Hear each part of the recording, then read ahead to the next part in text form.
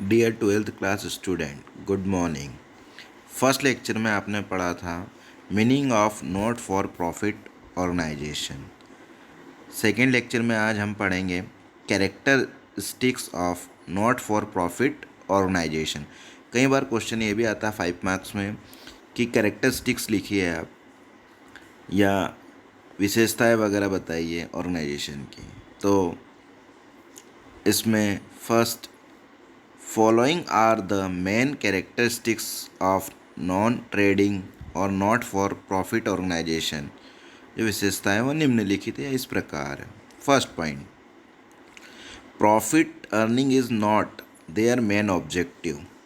हमने पढ़ा था इसमें कि जो नॉट फॉर प्रॉफिट ऑर्गेनाइजेशन रहता है उसका मेन उद्देश्य प्रॉफिट अर्न करना नहीं होता है। तो profit earning is not their main objective. These are from to provide education, health and medical services, sports, entertainment, service, etc। तो ये संस्थाएं क्या करती है, ऑर्गेनाइजेशन का मेन उद्देश्य रहता है, मेन ऑब्जेक्ट रहता है सुविधाएं प्रदान करना, जैसे education, health and medical services, sports, entertainment, इस प्रकार की कई तरह की सुविधाएं, सर्विसेज ये हमें प्रोवाइड करती है टू जनरल पब्लिक और to a special group of people freely और एट नॉमिनल चार्जेस। इसमें कई सारी संस्थाएं ये सारी सुविधाएं निःशुल्क या नाम मात्र की फीस में हमें प्रदान करती है। तो फर्स्ट पॉइंट है आपका, profit earning is not their main objective. These are from to provide education, health and medical service, sports, entertainment service, etc. to general public or to a special group of people freely or at nominal charges. Second point, the existence of this organization is separate from the organization। मतलब वो बता रहा है कि जो ये संस्था है इसका अस्तित्व अपने सदस्यों से अलग रहता है, सेपरेट रहता है। Third point, the management of this organisation is done by elected और appointed executive council. The management of this organisation is done by elected और appointed executive council.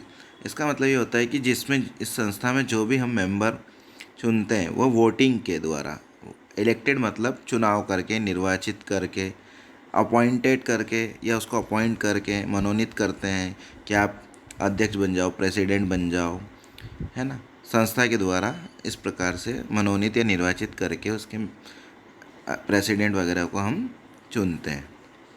Fourth point है, this organisation are set up in the form of a charitable trust और society. ये जो organisation रहती है वो charitable trust या society के रूप में अपना कार्य करती है। आपने सुना होगा कि वो संस्थाएं हैं, है ना। तो ये क्या होती है, चैरिटेबल ट्रस्ट।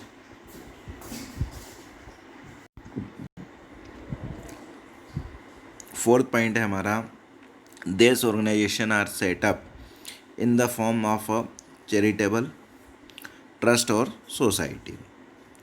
नेक्स्ट पॉइंट है हमारा 5, people who give financial contribution to this organization are called member। इन संस्थाओं में जो आंशिक रूप से कंट्रीब्यूशन मतलब कुछ अंशदान करना, शेयर करना, अपने हिस्से में से किसी को देना, organisation are called member.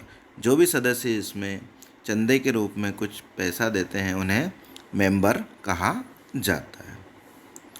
6 point है, main sources of their income, है ना। ये ऑर्गेनाइजेशन की मेन इनकम के सोर्स क्या होते हैं, तो सब्सक्रिप्शन, है ना, चंदा वगैरह। कौन देता है, ये मेंबर।